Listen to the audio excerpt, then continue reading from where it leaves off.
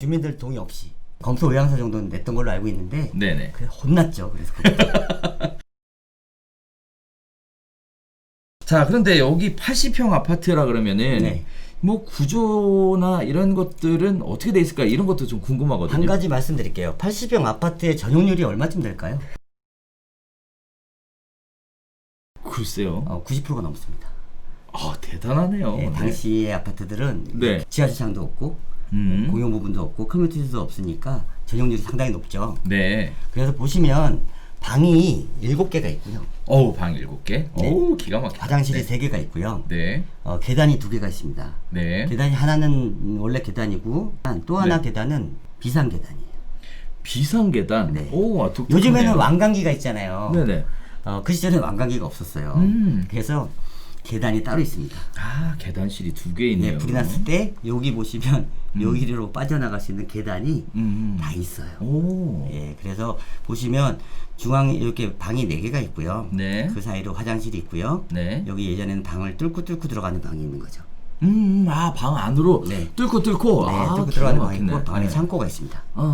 이렇게 중요한 걸 넣어놔야 되니까. 예, 그렇게 되고 거실이 있고요. 여기 주방이 있는데 예전에 이때는 집에서 가사를 도와주시는 분들 많이 있었어요. 그죠? 그래서 그분들이 상주하면서 집안 살림을 도우미를 해줬잖아요. 옛날 말로 하면 식모 네, 개념이죠. 네, 맞습니다. 여기서 사는 거고요. 네. 여기 이제 손님방인 거고요. 마치 그 70년대 무성 영화에서나 나오니까. 그리고 당시에는 3대가 살았어요. 3대가. 아. 그래서 더 큰 집이 필요했을 수도 있겠군요. 그렇게 그렇죠. 그땐 대가족이 그땐 다 부모님 모시고 살았죠. 거주해야 되니까.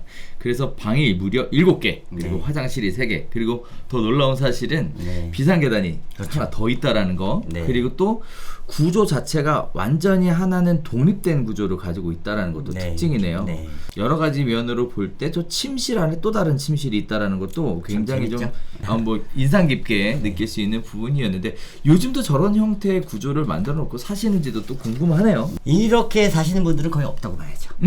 예, 지금은 3식구, 4식구가 살 텐데, 네네. 예, 아니면 뭐 부모님이 자식 내외와 손주 정도 한 분 끼고 살 수는 있겠지만, 네네. 방들이 다 터져 있고 네네. 벽들도 아마 다 없어졌을 거예요.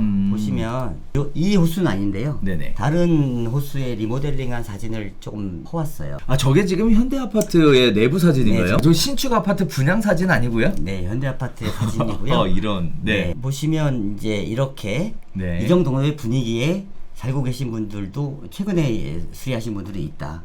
그리고 2년 전, 1년 전만 해도 언제 현대아파트 재건축이 될 거야 라고 생각하는 생각이 지배적이었어요. 10년 안에 안 된다. 20년 안에도 될까 말까 하다. 라고 했는데 지금은 조합 설립 막 준비 중이긴 하지만 네. 그래서 수리를 제대로 하시는 거죠.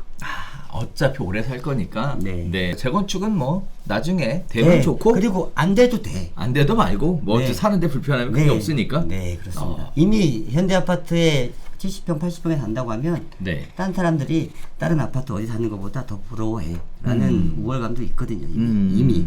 저도 예전에 사실 처음에 강남 쪽에 있는 분들과 개인적인 친분이 있는 분들이 좀 많이 계셔서 얘기 나누는 거 들어보면 사실 어린 나이였거든요. 이해가 잘 안 됐었어요. 네. 조금 지나가면서 어떻게 보면 세상에 돌아가는 이치 이런 네. 것들을 알게 되면서 저도 이제 그것들을 피부로 느끼게 되는데, 자, 아무튼 현실은 현실이니까. 또 한편으로 제가 놀라웠던 사실은 네. 진짜 저는 이 사진 보면서 분양하는 아파트 내부 사진인 줄 알았습니다. 네네. 굉장히 잘 해놓고 사시네요. 사진 하나 더 보시면 네. 이 정도로 하시는 분들도 계시고요. 큰 돈 안 들이시고. 대단하시네요. 네네네. 아파트 내부에서 사는 데는 전혀 불편함이 없겠네요. 네. 천장만 조금 낮다는 느낌이 들 수는 있을 거예요. 천장은 조금 낮다. 아무래도 예전 아파트니까. 그렇죠. 예전에 키가 작았어요. 사람들이. 예전에 제가 작은 키가 아니었습니다. 그리고 또 보니까 시스템 에어컨도 들어가 있네요. 네. 부럽습니다. 자, 이럴 땐 부러워해도 되는 거죠. 네. 자, 지금 이러한 상황에 현대 아파트 거래 상황은 어떤지 궁금한데요. 수십억의 신고가가 속출한 압구정동 현대아파트. 네. 현금 부자들이 갈아타기 하는 거 아니냐, 이런 식의 내용들도 나오는데, 관련된 내용 좀 전해 주시죠. 네, 답부터 말씀드리면 맞습니다. 이 기사는 아까 말씀드린 65억 기사보다 20일 이후에 나온 기사예요. 이건 추석이 딱 끝나자마자 나온 기사인데요. 자, 이 기사는 뭐냐면 다른 지역들에 비해서 압구정동에는 거래가 간간히 일어난다. 그리고 거래가 일어나는 것이 예전의 가격보다 더 높은 신고가로 출현하고 있다. 거래량이 많지 않지만 거래되는 것이 대부분 신고가가 되고 있다. 라는 기사예요. 예, 그래서 매수 심리가 다시 초고가 아파트로 이동하는 것이 아니냐라는 기사입니다. 예, 그런데 이 기사가 지나고 나서 다시 보시면 20일 정도가 지나면 이렇게 기사가 바뀌어서 또 나옵니다. 아우, 불과 10월 20일. 네. 네. 그래서 65 기사에서 20일 이후, 22일 후 이렇게 기사가 바뀌는데 잠실, 목동은 금매 출현 분위기가 좀 안 좋다는 얘기죠. 네네.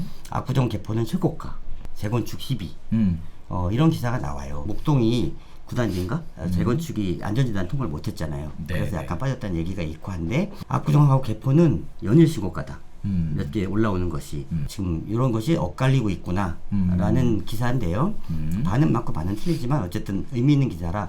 다시 말씀드리지만 6월에 강남구의 아파트 거래 건수가 총 780건인데요. 네. 6월엔 거래가 엄청 많았어요. 압구정동은 겨우 48건, 6%밖에 차지를 안 했습니다. 그런데 8월은 거래가 많이 줄었어요. 서울시 15,000건 중에 5,000건으로 줄은 시기죠.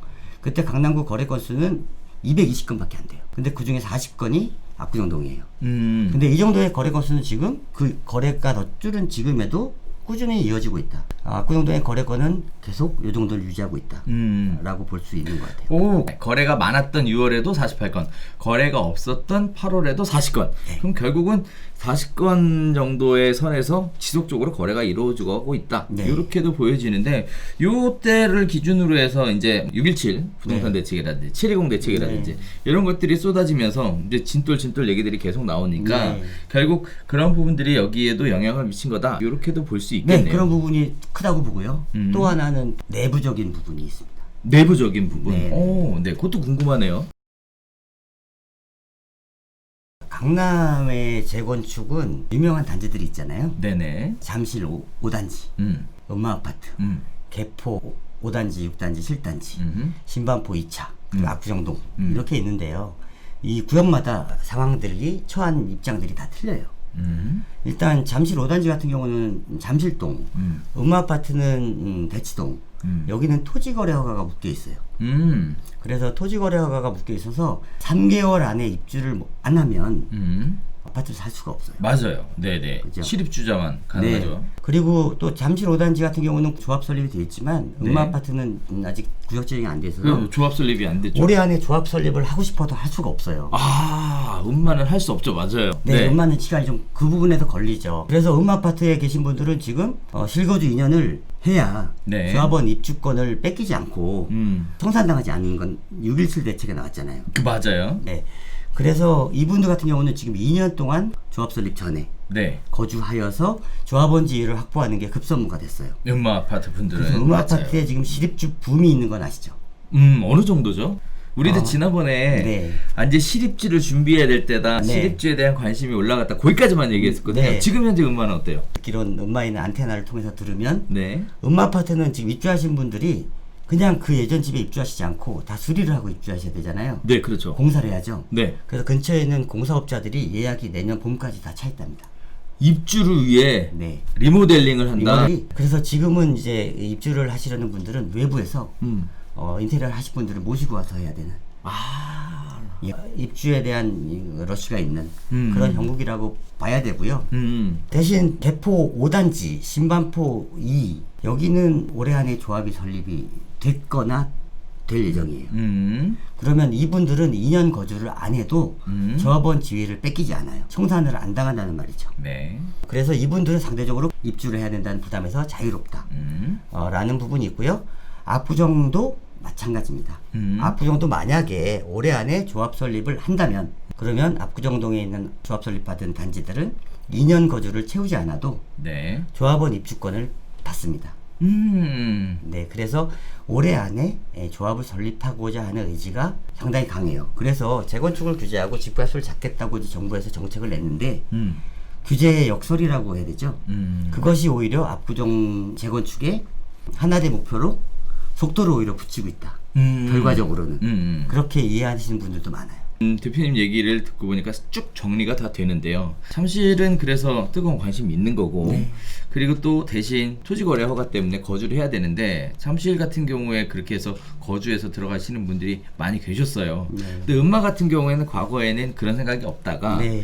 토지거래 허가 구역이 시행이 되면서 실입주를 해야 되고 문제는 조합 설립 인가를 아직 하지 않았는데 네. 조합 설립 인가 전까지 실거주 2년을 채워야 그렇죠. 입주권 자격이 부여되니까 네. 근데 서둘러서 입주하느라고 다 정신없다. 그렇죠. 이런 얘기 해주셨는데요. 뭐 나름 충분히 그럴 것 같습니다. 처음에도 그런 예상을 네. 했어 왔고 자 반면에 이제 압구정 같은 경우에는 조합 설립 인가를 올해 안에 받는 경우에 한해서 2년 실거주 요건이 필요 없다라고 하니까 네. 오히려 조합 설립 인가를 받기 위해서 열심히 추진 중이다 네. 라는 얘기인데 그럼 압구정동은 네. 구역 지정을 안 받아도 되나요? 구역동은 이게 원래 구역 지정을 받고 해야 되는데요. 네네. 아까 보셨던 그 6개 지역으로 나눠져 있던 지구 단위 계획이요? 지구 단위 계획으로 네. 구역 지정을 의제 처리한다. 네. 라는 부분으로 이제 협의를 된 걸로 알고 있습니다. 그래서 아. 조합 설립이 가능하다. 올해 12월 초까지 네. 조합 설립을 완료하고 네. 창립총회를 하는 것을 목표로 각 구역별로 열심히 달리고 있는데요. 네. 어떻게 달리고 있냐면 네. 이렇게 달리고 있습니다. 그냥 뭐 아파트 단지에 저 플랜카드가 도배가 됐군요. 네, 그래서 자 보세요. 특별히 3구역 네. 구현됩니다. 삼구요. 네. 동의율 70% 달성. 네. 75%가 필요해요. 네. 예, 70% 달성. 이것이 네. 어제 오늘 사진은 아닙니다. 좀 된 사진이고요. 신현대 아파트 재건축 사업을 시작합니다. 대부분의 단지들이 추진을 많이 하고 있어요. 이거는 5구역 얘기인데요. 혹시 이 부분에 대해서 관심 계신 분이 있을까봐 한마디만 말씀드리면 네네. 5구역은 동의율이 제일 높아요. 오. 속도도 제일 빠릅니다. 음. 그런데 신탁 회사에서 들어왔어요. 아 신탁 회사에서. 네, 신탁 방식으로 가자. 어떻게 됐는지 잘 모르겠는데 그래서 한동안 주민들을 좀 끌고 다녔어요. 그러다가 결국은 홍보관이 있었거든요. 네. 아 저기 홍보관이군요. 네, 철거하고 빠졌어요. 아무도 신탁이 뭔지 이 압구정동에 계신 분들은 잘 이해하시거든요. 어려운 단어지만 그보다 더 어려운 금융 단어들도 다 이해하고 계신 분들 많아요. 네네네. 네, 액수가 커지면 관심이 커지는 거니까. 그렇죠. 네, 그래서 이거는 백지화가 됐고요. 지금 여기 보시면 이게 조합에서 주민들한테 보낸 공문 내용이에요. 비밀이 돼야 될 사항은 없다고 생각하니까 제가 갖고 왔는데요. 그럼요. 네네. 자, 여기서 이런 식으로 이제 동의를 요청을 합니다. 조합 설립을 해야 되는 이유는 다음과 같습니다. 정부의 토지 공개념, 주택 공개념 개념으로 점차 공공재건축을 막 강제하려는 분위기가 있다. 공공재건축 얘기 나오네요. 나오네요. 지속적인 재건축 규제 정책 강화로 사업 여건이 악화되고 있습니다. 조합 설립이 늦어지면 이주시기 조정 대상으로서 압구정 타단지보다 사업이 더 많이 늦어질 수 있다는 이야기. 그러면 사업이 늦어지면 비용이 든다는 얘기고요. 2년 거주 요건 못 채운 분들은 설립 반대하겠죠. 그러겠죠. 그러다 보면 사업이 지연되고 사업 수지가 악화될 거란 말이에요. 현금 그렇죠. 청산해야 되고.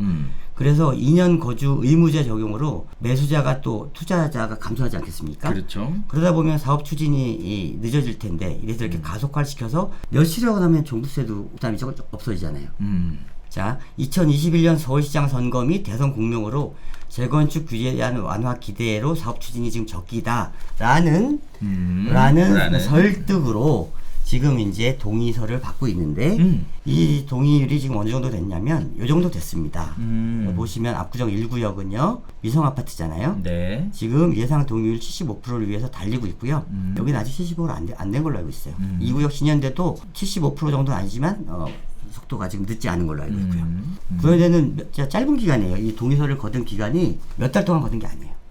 아주 단기간에 거둔 건데 지금 저렇게 진행되거든요. 오, 네. 73%고요. 네. 4구역, 5구역은 80%를 넘었어요. 아 이미 끝났네요. 네, 그래서 한정까지 뭐 다 끝나서 일단 주민총회를 이번 주말에 합니다. 4구역, 5구역. 네, 일단 주민총회를 해서 아마 저 중에서 5개 다 아니면 4개, 3개 장담할 수는 없지만 각 구역별로 다 절박한 사정들이 있기 때문에 어쨌든 이것은 받아놓자 라는 의지가 다 강해요. 조합 설립은 일단 받아놓고 그래서 보자. 외국에 계신 분들도 많거든요. 네. 한인신문에도 광고를 내고요. 동의서를 받기 위해서 여러 가지 방법들을 다해서 저 동의율을 맞추려고 하는데 외국에 계시더라도 한국 뉴스를 보시기 때문에 제가 보기엔 5개 다 되어도 놀랍지 않다 정도 예상을 하고 있습니다. 아 그렇군요. 저 그런데 제가 개인적으로는 이런 생각이 잠깐 들어요. 동의를 안 해주는 이유는 뭘까요? 연락이 안 되는 경우라든지. 지금 상황을 듣고 보면 일단 해놓는 게 낫다.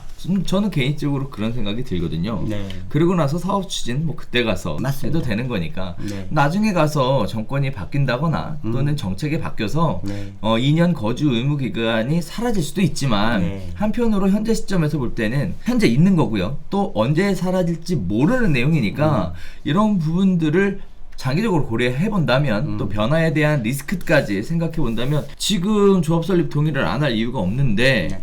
안 할 이유가 없는데도 불구하고 아직까지 75% 동의를 못 받았다? 이런 부분 과연 반대하시는 분 25%는 어떤 분일까? 이런 생각 살짝 들어요 진짜. 네, 거의 다 찬성하시는 것 같아요. 음. 네, 투표도 빨리 하시는 분이 계시고 다 되고 나서 하시는 분이 계시고 눈치- 마감 시간에 가는 분이 눈치 계시고 작전? 예, 네. 그렇게 진행되는 것 같고 네. 중요한 거는 설립이 된다고 하면 그 이유 같아요. 그 이후에 조율이 얼마나 어려울 것인가 이거는 따져봐야죠. 그런데 이제 다른 지구 신반포 이 구역이나 개포단지 진행되는 것들을 보면 조합이 설립되고 나면 또 의외로 빨리 달리는 지역들이 있거든요. 그래서 그 이유는 참 어떻게 될지 기대가 됩니다. 지금 현장의 그 플랜카드 사진을 보니까 재건축 동의에 관련된 재건축에 대한 관심이 확확 느껴지는 그런 내용이었습니다.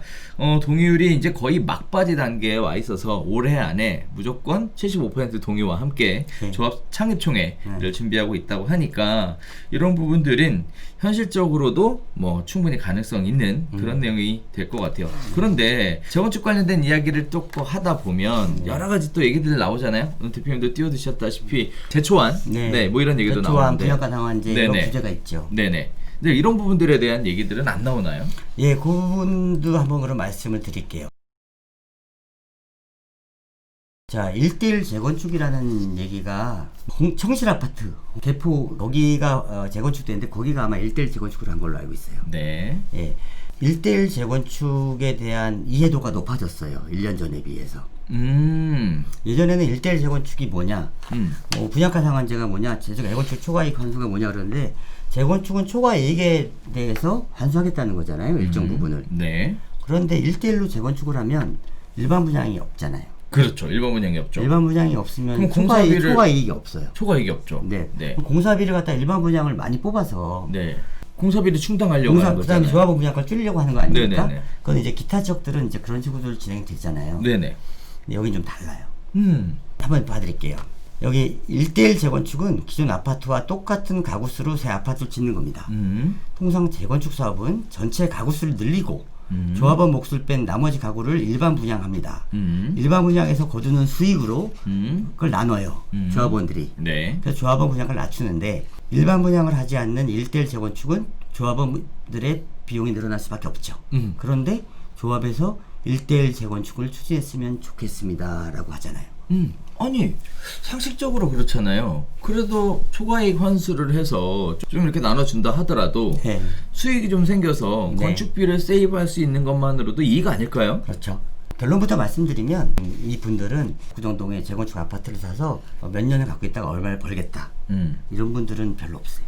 지금 계신 분들은 어떤 분들이라고 보시면 되냐면 나중에 현대아파트가 재건축됐을 때 난 거기서 살 거야 라고 하시는 분들이거든요.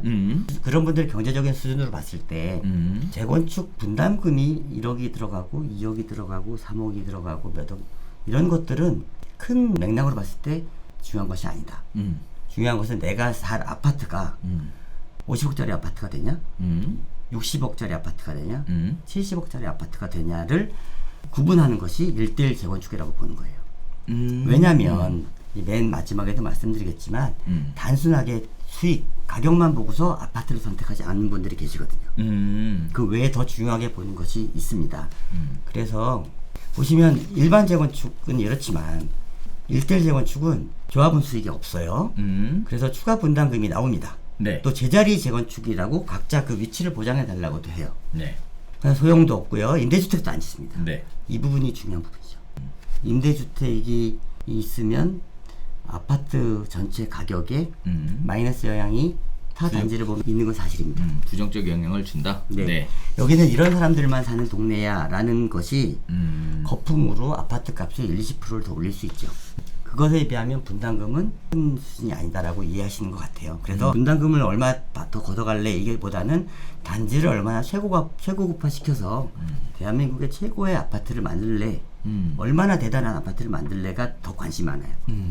그래서 이렇게 했을 경우에는 재건축 초과이익 환수에 대한 부담도 없어집니다. 그러니까 어차피 초과이익 환수를 줄 걸 내가 분담금으로 감수해서 이렇게 한다면 나한테도 유리하다라는 이해도가 예전에 비해서 지금 많이 넓어진 것 같아요. 그 과거에 레미안 대치팰리스의 1대1 재건축을 네. 경험해 보면서 네. 아 이렇게 해도 압구정 현대 아파트에는 크게 나쁘지 않을 것 같다라는 그때 분담금이 아마 한 3억 얼마였던 걸로 알고 있거든요. 그런데 여긴 5억이나 7억이 되든지 그게 중요한 게 아니라 오히려 프리미엄, 그 이후에 프레스티지, 가치. 네 이런 것들을 고려하면서 재건축을 진행한 이후에 네. 부정적인 이미지가 남는 것보다는 차라리 네. 비용을 납부하겠다 네. 이렇게 생각하고 있다. 네. 이것도 어느 쪽 입장에서는 네. 또 합리적인 선택이 될 수 있을 거라는 느낌도 드네요. 네네. 이런 상황에 공공재건축은 얘기를 꺼내지도 못하겠네요. 네. 못 들어갔습니다, 한 번도. 그러니까 말이에요. 용적률 엄청나게 올려주고 말을 못 꺼내죠. 네, 네 그런다고 하는데 우리 지난 음아파트 얘기할 때도 네. 공공재건축 신청도 안 했는데 서울시에서는 공공재건축에 관심이 있는 것처럼 그렇게 발표가 됐었거든요. 네. 여쭤보니까 다들 뜬금없는 얘기다 이런 얘기도 하셨었고 네. 또 한편으로는 그분들도 반대하시더라고요. 네. 왜 공공재건축이 웬 말이냐. 네. 네. 음아파트는 한번 검토는 해본 걸로 알고 있어요. 아 그래요? 네. 오. 주민들 동의 없이. 동의 없이. 네. 검토 의향서 정도는 냈던 걸로 알고 있는데 네네. 그래 혼났죠. 그래서 네. 근데 여기는 아예 그쪽은 근처도 못 가겠군요. 임대 아파트 자체가 들어오는 것도 싫다. 그리고 초과이익 환수 뭐 이런 것들도 싫다. 네, 뭐 분담금 내겠다. 네, 그 부분의 의견을 제가 동의하거나 옳다고 생각하진 않아요. 근데 그런 지역들이 지금 꼭 압구정뿐만 아니라 많은 지역으로 점점 늘어나는 것 같아서 그 부분은 그냥 국민의 한 사람의 입장에서는 좀 안타깝게 생각하고 있습니다. 이런 얘기들이 계속 나오니까 자꾸 위화감을 조성한다. 네, 부정적인 이미지도 계속 확산되고 니네만 안다. 네. 뭐 정부의 공급 정책에 반하는 거 아니냐. 이런 식의 이야기들도 나오는 것 같은데 한편으로 그 입장에 대해서 생각해 본다 그러면 내로남불. 그렇죠. 네. 네, 그 입장이 된다고 네. 생각해 보면 그렇게 생각하는 것 자체가 전혀 이해가 안 되는 상황은 아닐 것 같아요. 네, 맞습니다. 이해를 해달라는 걸 바라는 것도 아니고요. 조금 더 관대하게 생각하는 것이 마음이 더 편고 서로 간의 이해를 넓히는 게 좋지 않을까라는 그냥 그런 생각을 갖고 있습니다. 그러니까요. 자, 그런 차원에서 지금 압구정동 현대아파트의 재건축 관련된 얘기까지 계속 이야기를 나누고 있는데요. 네. 자, 일단 재건축이 다 이루어지면 네. 어떤 모습일까?